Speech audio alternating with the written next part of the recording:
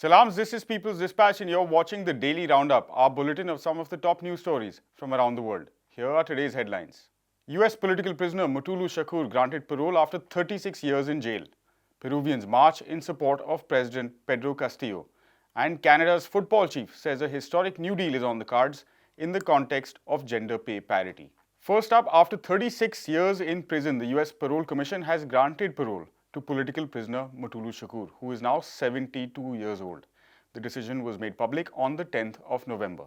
Shakur, currently incarcerated at a federal medical center in Lexington, Kentucky, owing to multiple health issues, is set to be released on the 16th of next month.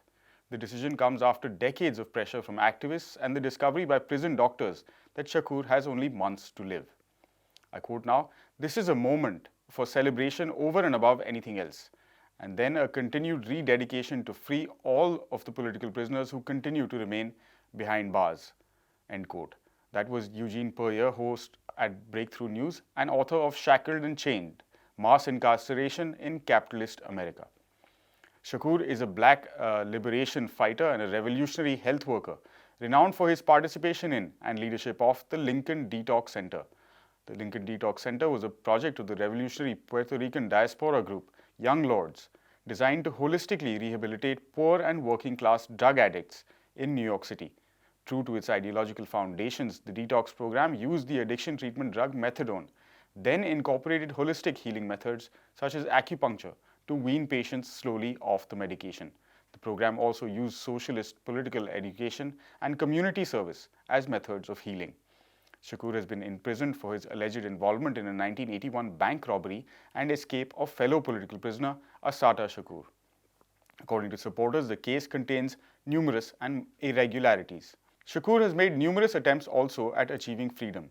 The same judge who sentenced him, despite acknowledging that the revolutionary has been persecuted by the FBI through COINTELPRO, denied his compassionate release in 2021 on the grounds that he was not close enough to death to justify release.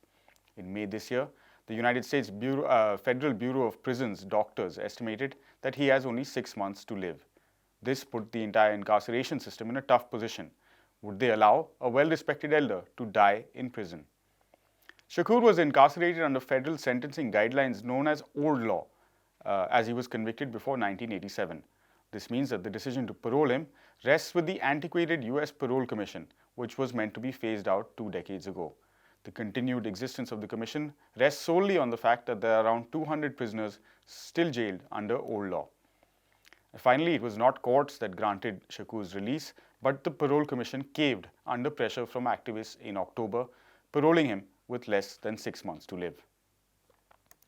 Also on the 10th of November, tens of thousands of Peruvians took to the streets of the capital Lima in support of President Pedro Castillo and rejecting a third vacancy motion being promoted against him by the right-wing opposition, which holds majority in the country's unicameral parliament.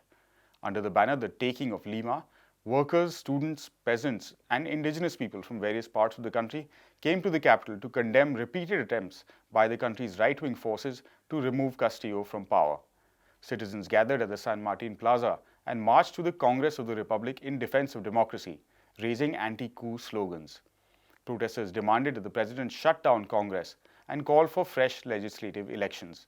They also called on Castillo to fulfill his electoral promises of profound social and economic change and take steps towards drafting a new constitution to replace the current neoliberal one, which was written and imposed during Alberto Fujimori's dictatorship.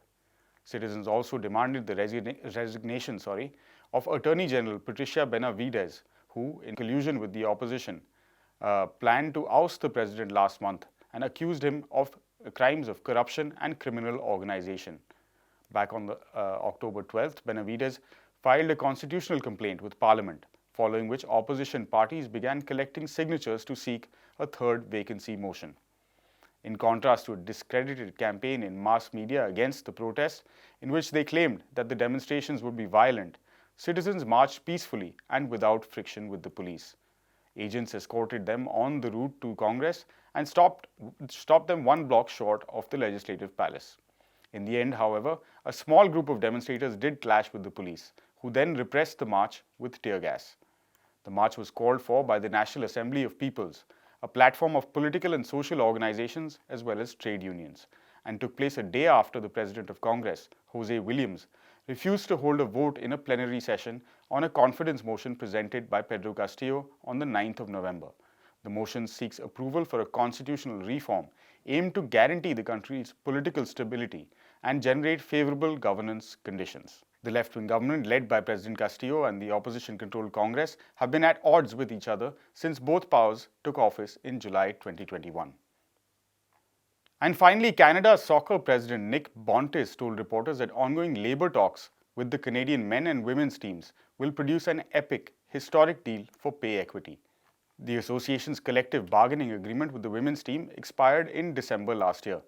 The World Cup-bound men's team, who qualified for the finals in Qatar that begin next week for the first time since 1986, recently formed their own players' association and are in talks for a very first CBA.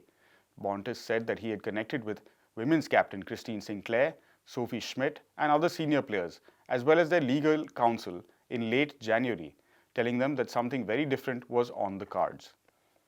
I quote now, "I told them on a Zoom call that I guaranteed as president that I would deliver pay equity. This is a very, very important and fundamental policy that I wanted to enact," end quote. Bontis was speaking this week on Behind the Bench, a weekly coaching webcast presented by the National Soccer Coaches Association of Canada. Bontis also added that historically most national teams negotiated a percentage of the World Cup prize money, usually between 20 and 30% for the players. The Canadian men who, like I was saying earlier, have reached the finals after a long gap, wanted a higher percentage. As a fan, Bontis said he was in agreement. But he did confirm that this amount could not be higher than 50% of the total purse because the men and women will share equally, dollar for dollar, the overall prize money. FIFA paid out US $400 million in prize money at the 2018 World Cup in Russia. That figure is set to go up by at least 10% this year. Champions France collected 38 million, while the teams that finished 17th through 32nd, the lower end of the bracket that is, got $8 million each. Canada in this case makes for an interesting story on the basis of the historical record of the women's team, which has consistently performed better and drawn more attention than the men, upending the common argument that men's sport is fundamentally more economically viable. And that's a wrap for this episode of the Daily Roundup. As always, for more details on these stories, head over to our website, peoplesdispatch.org. And don't forget to follow us on Facebook, Twitter, and Instagram. Thank you for watching. Goodbye.